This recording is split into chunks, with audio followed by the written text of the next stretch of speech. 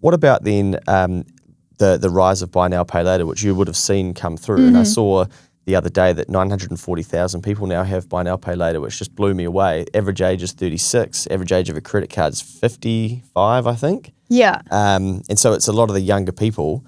They, much like credit cards where it's like, okay, I get the rewards and whatnot. I'm been in the system, even though MasterCard and whatnot have got the biggest buildings in the country or in the world and these massive budgets. Like, where did that money come from? But people believe that it's like it's great for budgeting and it's it's actually really helpful and it's interest free and that it's amazing. So I can see. Who are these people? Well, there's 940,000 of them, and 42% of them, Sheila, they've got 2 or multiple accounts. Yeah, I mean, I've seen clients that could have 10, 15 payments coming out at once. Look, buy now, pay later is just, the industry will continue to evolve. Yeah. One gets shut down by legislation, and another industry will open up where there's a business case for it. Yeah. So, I mean, I think in Australia they've got, where you can get a loan from your pay early. Yes. And, they're like, oh, this is stopping everyone going to the loan sharks. We're doing them a favour. And look, if you are lending any money to anyone because they can't afford to pay it, you are not helping that person. And that goes for friends and family as well. We see that in friends and family. You're lending money to someone who can't afford it.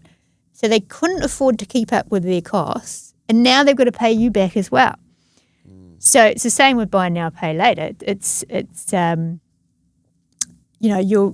fact that you're borrowing money because you can't afford to pay for something is a worry. Yeah. And it's very disruptive to being able to budget buy now, pay later. It's the biggest thing is that it's actually disruptive. What do you mean by it's disruptive? Well, because you've got these big payments coming out. Moderate. They're not as big as they would have been as a one-off one, but now you've got these payments coming out. So you've got to wait for them to run out. And then in the meantime, that's coming out. So you run out of money. So you go get another buy now, pay later. And the cycle goes on and on and on. So, to me, like that seems so easy to be like, okay, I need to stop doing that. I need to change the behaviour. But again, like that's me probably thinking rationally, which, like you said, people aren't. But it just blows me away they've done such a good job to, because it's nearly 1 in 3 people between 18 to 65. Yeah. To sort of convince them that, and I hear people say, oh, it's not credit, it's a form of payment. I'm like, sorry, what? In my accounting brain and, I'm interested in this space, I'm like, no, it's still debt. And they're like, no, it's not. They've just given me extra weeks to pay it off. I'm like, no, you've committed your future self to paying back your current self's decisions. But the marketing machine is so strong that they don't see it as credit, they see it as a form of payment. Yeah, and the other thing is it's a bit of a mind trick too, because people don't think of it, oh, that's $300. They think of it as, a smaller payment coming out. So it's a bit of a mind game because it just seems better. Yeah. Well, there's a saying in business and it's like, don't solve it at the price, solve it at the payment level. So basically what that means is don't discount the price, allow them to pay it off over time. And part of that's psychologically, like even in my space in accounting, people started getting sick of, once a year we get this massive bill from our accountant. And it become this massive frustration. They're like, okay, we need to do something about this. Okay, well, let's smooth it out over 12 months. And it's kind of almost the norm. But you'll still talk to people and their accountant will do it that way where it's a lump sum and they're like pissed off that once a year they've got to try and find $5,000 or $6,000 or whatever, and probably going back to what we were talking about before, if they're not budgeting for that, all of a sudden you've got to come up with that. So it's pretty genius, the whole, because I mean, when I was growing up, there was lay-by, but it was a little bit different. You would buy the goods, you would get the dopamine rush of like, okay, cool, I'm going to get this. And I would, remember we would go to the warehouse to like pick up the thing that mum had put on lay-by, but we'd kind of knew that we were going to have it for 6 weeks prior, or people would be lay-buying right up until Christmas and then collect it all then. But it was a bit different they've kind of flipped the whole thing where it's like, okay, you can have it now and then pay us back. Yes, yeah. I mean, what we're seeing is that people are learning their lesson, but it's taking a year or two of using buy now, pay later before they go, I've learned my lesson now. Well, what I've seen recently popping up is that now you can use these things more and more for essentials. now, or things that traditionally, when I was growing up through my 20s, so over the last, over 67 years ago now, but you could finance whitewear and Harvey Norman and stuff like that. And to me, that made a bit more sense because they were big things that you couldn't maybe necessarily purchase.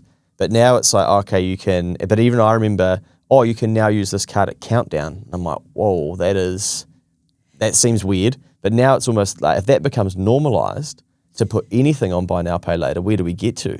And it's almost like it's coming back to the circle of businesses finding ways to make money off people. And that's because of this, we know it's harmful. We know it's not helping people manage their finances. And we know that when you're not managing your finances, your mental and your physical health is struggling, and then we've got these health stats. So, yeah. Yeah. I guess it's tricky for businesses in New Zealand, though, because if they don't allow people to use buy now, pay later, but you've got big marketing machines like some of the petrol stations and whatnot, like they're all, doing their own marketing saying, hey, we now accept this. Yeah. And then you've got, Sally trying to make a living, do whatever it is that she does in her business, and they go, no, we're against buy now, pay later. You can't use that. The consumer goes, oh, okay, that's cute. I'm going to Barry down the road who does. Yeah. And I've seen this a number of times with businesses. No, I don't think the business is to blame. I think it's the companies that are providing the product and the government for not legislating it properly. Yeah. So changing tact a little bit, but on the buy now, pay later, because my worry is that if you let people use it for essentials, if we want to use that term, then that's where you see those social media articles where people go, what were they thinking? Why were they, they shouldn't have it in the first place. But then there's two schools of thought, and one is, like that's right, they should have had an emergency fund. And then the second is, if they're having to use their buy now, pay later for that, or whatever form of credit, they can't afford to be putting an emergency fund aside. And that goes back to your ladder. But I feel like this second narrative or story is more accepted and liked, and but that's, I think, when you live there, you're powerless. Yeah, it's probably better that it's used for essential, not non-essential. Yeah. Because the essential stuff was going to have to be paid for sooner or later, but the non-essential is non-essential. I think it's a worry that it's being used for essential, because it shows they can't afford the essential stuff. Why can't they afford the essential stuff? Probably because they've got other debts that they're paying off. Yeah. Leah, that's why the whole enforcement of the affordable lending is so important for New Zealand.